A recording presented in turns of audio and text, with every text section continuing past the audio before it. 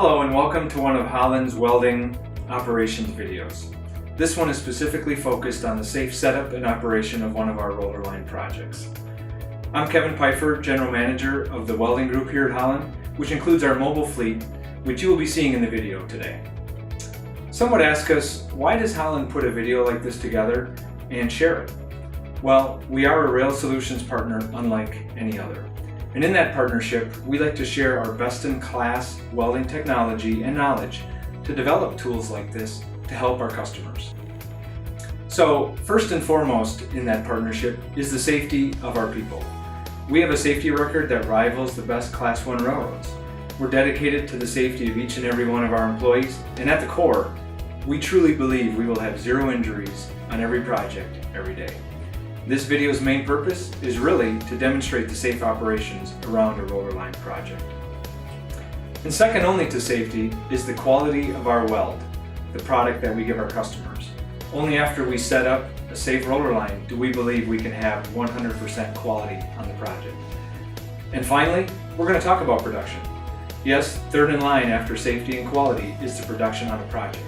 Once we've met our safety requirements, once we've been making the perfect weld, then we will talk about production. After those two first things are met, we will achieve the production on the project. So again, I appreciate the time you're taking in watching this video and becoming a true partner with Holland.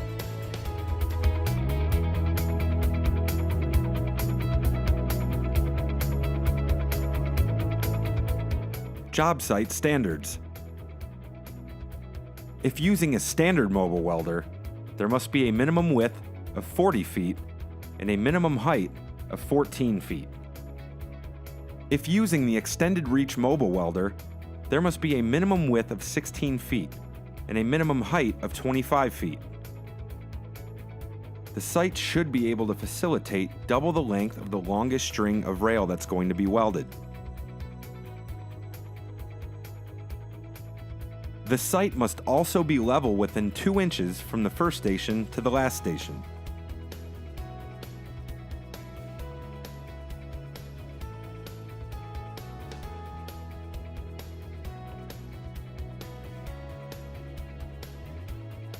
Communications. It is the full expectation of Holland that a daily job brief is held on site. Supplemental briefings will be held as job tasks, environmental conditions, and crew members change. Holland radio operators will be identified during the job briefing. These radio operators will give direction concerning all movements on the roller line throughout the workday. Scheduled and expected work hours should be communicated at least 36 hours before a scheduled time change on the shift worked and date changes.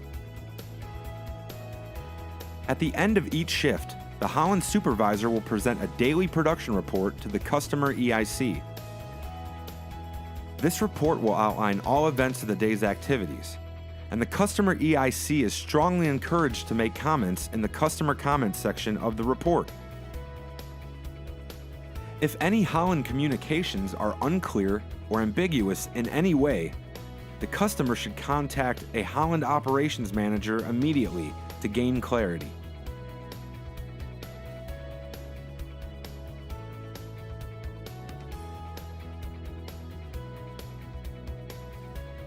Rail pile. 10 feet is the optimal and minimum distance between the polishing station and the rail pile. There is no standard height or width for the rail pile.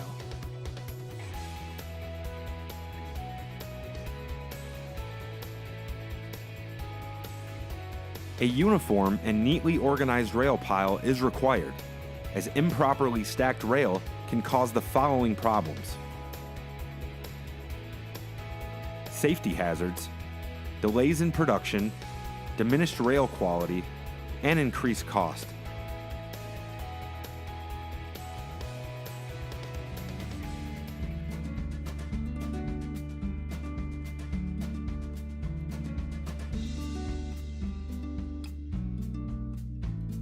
Survey and map out site conditions.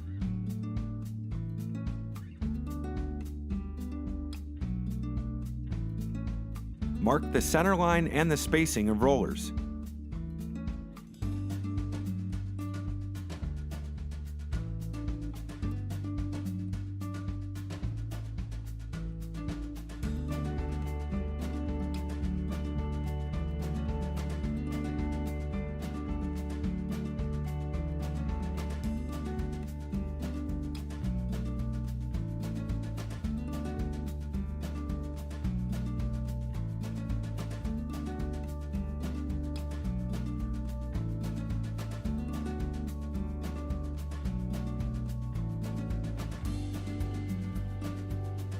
Standard spacing is 12 feet between rollers, though this may be changed at the discretion of Holland.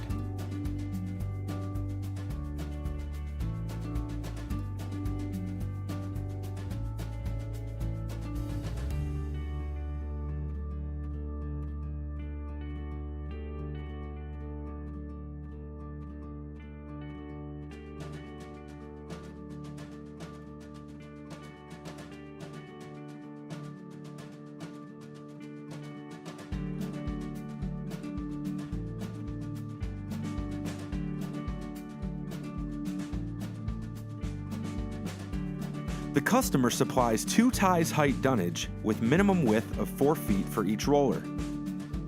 This is at least 66 pieces of dunnage in good condition with a minimum width of 4 feet.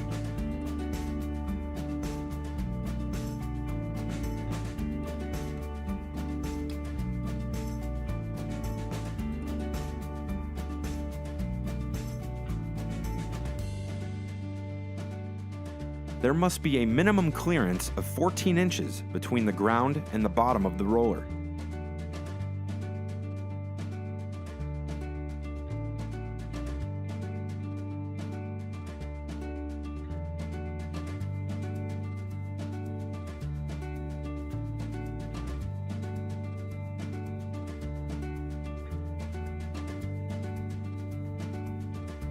There must be a minimum of 1 qualified operator to operate each piece of customer equipment. There must be, at minimum, 1 supervisor dedicated to overseeing customer labor and supporting performance at all times. When loading rail onto the line, using 1 piece of equipment is preferred. While 2 pieces of equipment is allowed, using 2 pieces increases safety risks. Also, there must be a minimum of 2 laborers to handle picking and setting rail. There must be 1 piece of equipment to facilitate pulling and manipulating rail after the finish grind station, preferably a speed swing or a backhoe. There will be a minimum of 1 laborer to facilitate hooking and supporting the pulling equipment.